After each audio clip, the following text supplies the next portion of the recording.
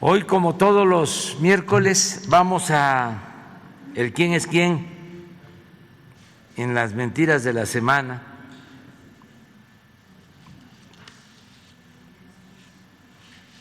Elizabeth García Vilchis nos va a informar y así comenzamos y luego preguntas.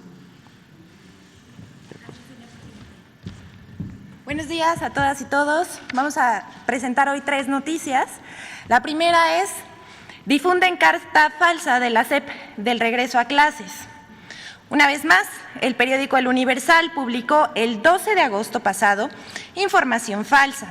Se trata de una supuesta carta compromiso sobre el regreso a clases que la misma Secretaría de Educación Pública desmintió. Esa información inventada fue difundida por medios y comentaristas. El objetivo de difundir el documento era apuntalar la crítica contra el Gobierno de México por el regreso a clases. El Universal publicó una nota con el título: "Esta es la carta compromiso de la SEP para el regreso a clases presenciales, pero la carta es pirata, aunque se hizo pasar como un documento oficial". Aquí está la nota del Universal, la podemos ver en la pantalla, y la supuesta carta compromiso, obviamente falsa. La nota describe la supuesta carta en la que señala que los padres de familia deberán revisar todos los días al menor, si el menor tiene síntomas relacionados con el COVID-19. A partir de esta nota se desató un debate sobre la responsabilidad del gobierno en la seguridad sanitaria de los estudiantes menores de edad. Aquí vemos también en pantalla periodistas y medios que difundieron la noticia falsa. Aquí hay un tuit de López Dóriga, Denise Dresser, Azucena Oresti, el periódico Milenio. A pesar de que la SEP advirtió que la carta era falsa, ni el periódico, ni otros medios, ni comunicadores que la publicaron desmintieron o aclararon el asunto. Aunque otros medios publicaron otra carta que también resulta falsa, porque no es un documento oficial. Sobre este asunto ya lo aclaró el presidente de la República, Andrés Manuel López Obrador, quien precisó que no se pedirá ninguna carta responsiva a los padres de familia en el regreso a las clases presenciales. Que nadie se preocupe, dijo, el regreso a clases es voluntario, no es obligatorio. Si no se quiere llevar a los niños, no se llevan. Van a seguir habiendo clases por internet. Actualmente, hasta la UNICEF está de acuerdo en que es mejor que niñas y niños regresen a las clases presenciales, ya que las consecuencias del confinamiento son más dañinas para su salud que el riesgo de contagio por COVID-19. Hasta aquí la primera nota. La segunda tiene que ver con el diario Reforma, que publica un título amarillista sobre la saturación en hospitales infantiles. Ahí está la portada, en portada, publicado. El periódico Reforma publica en su primera plana de ayer, 17 de agosto, una nota con el título "Saturan por COVID hospitales infantiles". Reforma exagera información sobre 9 hospitales pediátricos y materno-infantiles para dar vuelo a una campaña desatada desde la semana pasada en medios de comunicación y redes sociales con el tema del supuesto riesgo que corren los niños con el regreso a clases, y vemos a medios de comunicación, comentaristas y supuestos especialistas exagerando los contagios de menores por COVID-19. Así como las hospitalizaciones y defunciones. Aunque cualquier muerte nos duele y nos solidarizamos con las familias que han perdido un ser querido, precisamos que la situación de los menores respecto a la pandemia no es como la pintan hoy los medios de comunicación y opinadores.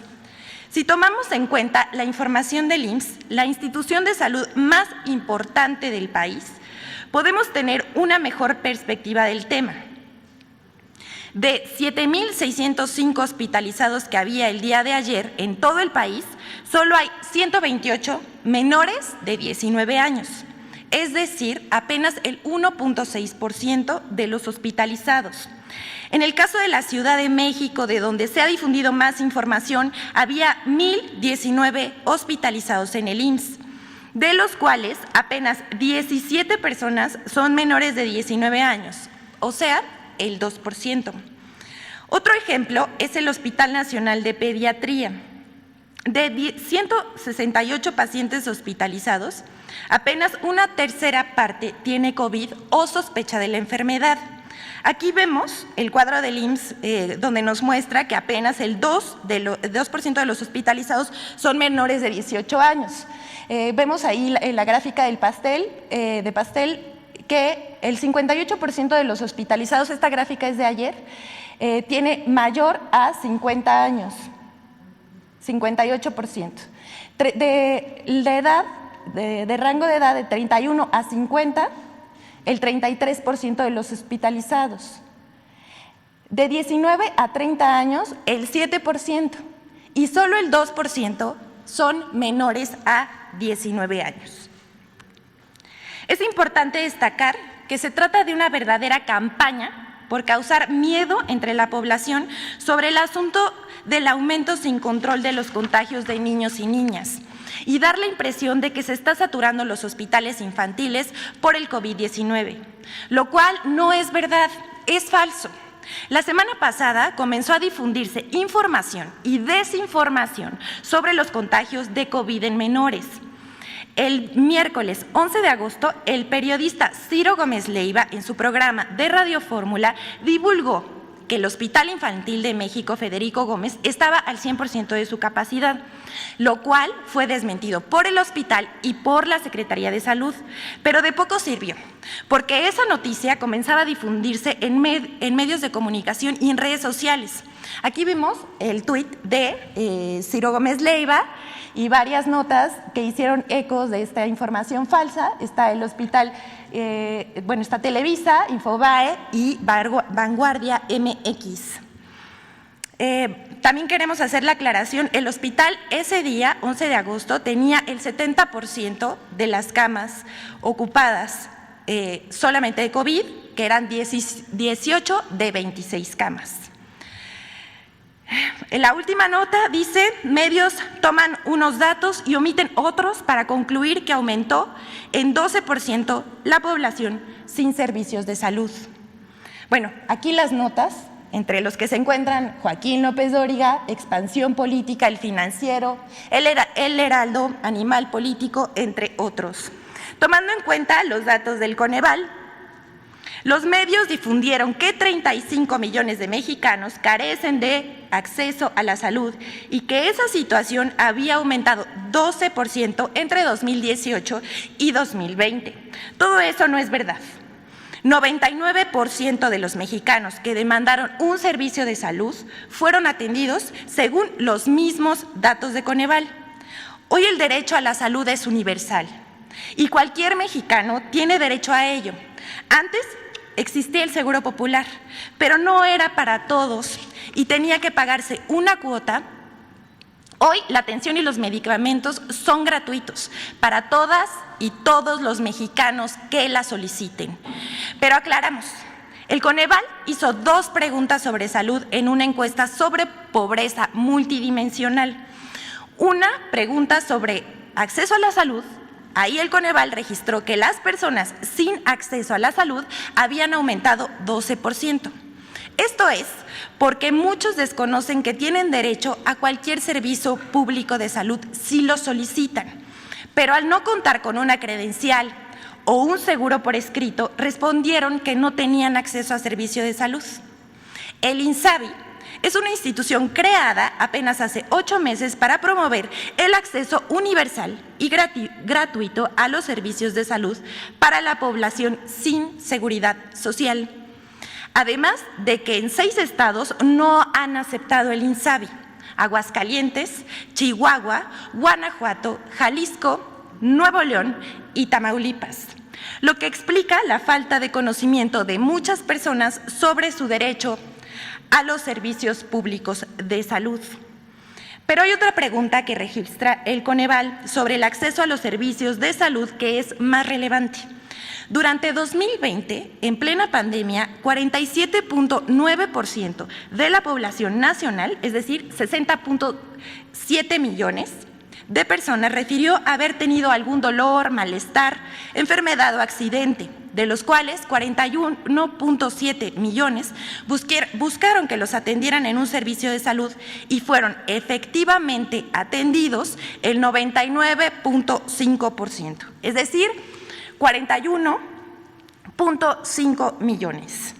En síntesis, 1 de cada 3 mexicanos recibió atención en un servicio público de salud, cifra que debe entenderse por la situación de emergencia sanitaria en 2020, donde los servicios públicos asumieron el mayor peso en la respuesta a la COVID-19, en el que se redujo la movilidad de la población e incrementó su temor al riesgo de contagiarse en las clínicas u hospitales.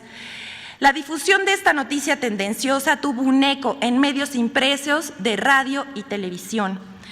Y también, nadie, o casi nadie, informó del dato del 99% de las personas que solicitaron un servicio de salud lo habían obtenido.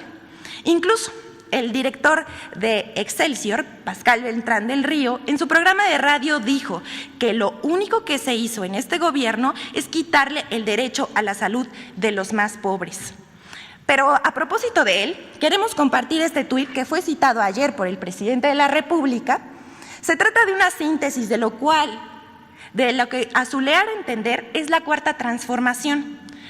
Saque usted sus conclusiones. Aquí el tuit. Leer por adoctrinamiento, comer frijoles, poseer un solo par de zapatos. La receta de la 4T para ser feliz. Válgame. Y agrega en otro tuit. Y no aspirar a nada. Que no exagere. Solo queremos transformar México. Es cuanto, presidente.